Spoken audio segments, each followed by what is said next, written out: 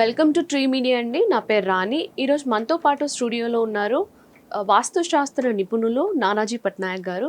నమస్తే గురుగారు. శ్రీమాత్రే నమః.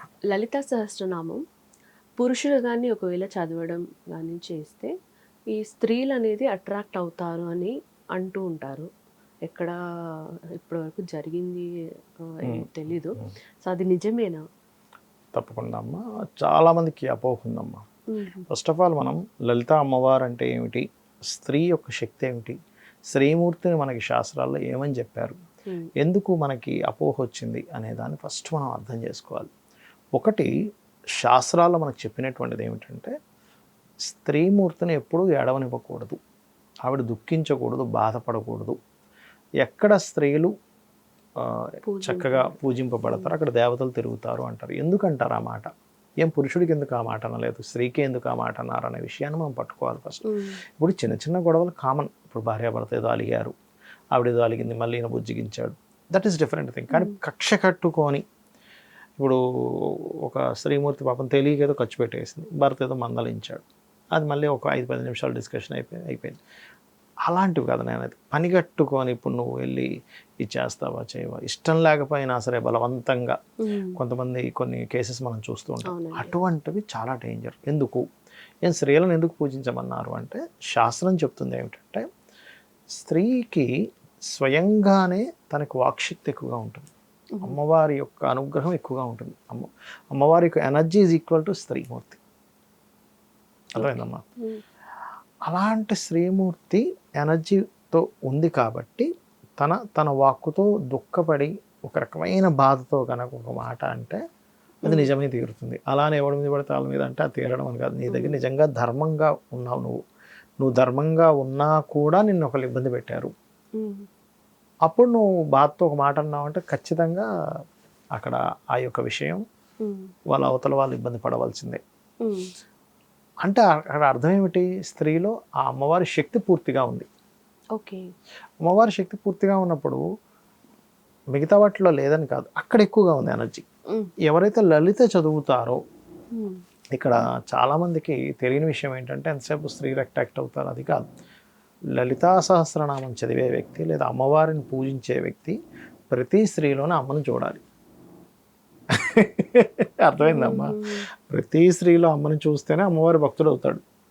ప్రతి స్త్రీలోని అమ్మని చూడని వాడు అమ్మవారి భక్తుడు అవ్వడు. అలా అని అందరినీ భార్యను కూడా చూడమని కాదు అక్కడ అర్థం. ఓకే, అలా చూస్తుంటాడు కాబట్టి అమ్మవారి శక్తి వాళ్ళలో స్వయంగా ఉంది కాబట్టి ఆటోమేటిక్గా ఆ సహకారం వీళ్ళకి అందుతుంది.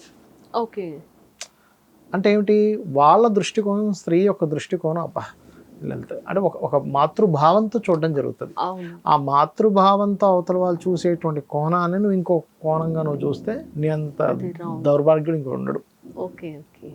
అంటే ఆ మాతృకోణం నీ పట్ల ఆ రకంగా ప్రకాశింపబడుతుంది. ఎందుకు శ్రీమాత్రే నమః అంటాం మనం అంటే ప్రతి స్త్రీలో అమ్మవారిని భావనగా చేస్తూ ఆ అమ్మవారికి నమస్కారం చేస్తున్నాను అనేటువంటి భావన శ్రీమాత్రే నమః అంటే.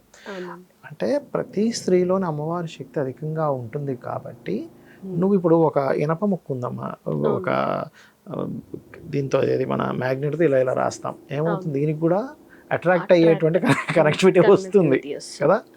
అలా ఏంటంటే నీకు తెలియకుండానే ఆ మాతృశక్తి నీ వైపు అట్రాక్ట్ అయ్యేటువంటిది ఉంటుంది. అంతేగాని నువ్వు మాతృశక్తి అనే భావంతో చూడాలి, కానీ ఇంకోటి ఏదో కోణంలో చూసేస్తే అమ్మవారి భక్తుడు అవ్వడు అని చెప్తుంది శాస్త్రం.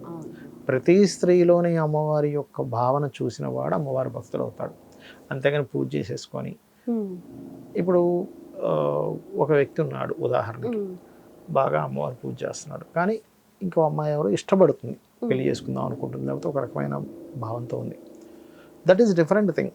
అంతేగాని నువ్వు చూసిన ప్రతి స్త్రీని నువ్వు అదే కోణంతో చూస్తూ అంటే కొన్ని వాసనలు ఉంటాయి. ఇప్పుడు కొంతమంది జాతకాల్లో మార్స్ వీనస్ బాగా పాడయ్యాయి అనుకోండి, వాళ్ళు ఎంత నిగ్రహించుకుందాం అనుకున్నా వాళ్ళకి ఆ థాట్ వెళ్ళిపోతూ ఉంటుంది. చాలామంది నన్ను అడుగుతుంటారు కూడా, ఏమంటే నాకు అమ్మవారంటే చాలా ఇష్టం కానీ నా థాట్స్ ఎందుకు అటు వెళ్ళిపోతున్నాయి, పూజ చేసుకుని ఉంటాను కూడా అంటుంటారు. ఒకటే చెప్తాను, అయ్యా మీ జన్మజాతకంలో వీనస్ పాడయ్యాడు, వీనస్ ఈజ్ సెక్సువల్ డిజైర్స్.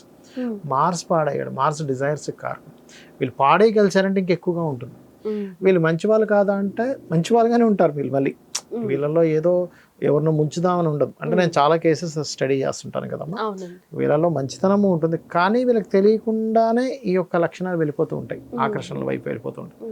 అప్పుడు ఎవరైతే అమ్మవారిని బలంగా చాలామంది అడుగుతుంటారు, ఏమంటే నాకు నిజంగా మైండ్లో లేదు కానీ నాకు తెలియకుండా నేను అటువైపు అట్రాక్ట్ అయిపోతున్నా అంటూ ఉంటాను. నేను ఒకటే చెప్తాను, అది నీ పూర్వజన్మ వాసన.